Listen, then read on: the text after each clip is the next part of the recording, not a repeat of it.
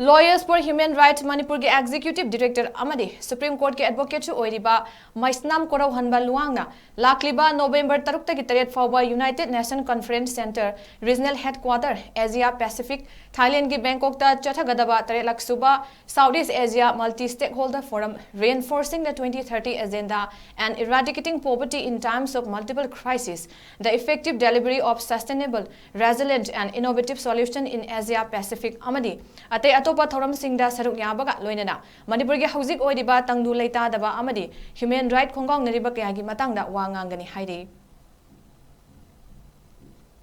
Lawyers for Human Rights Manipur की Media Coordinator Yumnam Haridas Singhana Thadorpa Chirol Amada Wapamasi Paladuna Hai Malem की तोंगान बलाइबा क्याना सरुक यागदबा event सिंगदा सरुक यादुना तोंगानबा लाइबाक सिंगी मिहुत सिंग उनादुना मणिपुर की balance असि अथुबो मतमदा लोइसनबदा मतेंग पांगबिनबा हाइरगनी south east Asia की लाइबाक सिंगना मणिपुर की मतंगदा तारिबा अरानबा वाफम कया मयेक सिंगना खंगहनबा होनबगा लोइनना साउथ ईस्ट एशिया की लाइबाक सिंगना वाथोगसि की मतंगदा मिटिंग चंगबिनबा मेमोरेंडम अमसु पिरमगनी हाइरे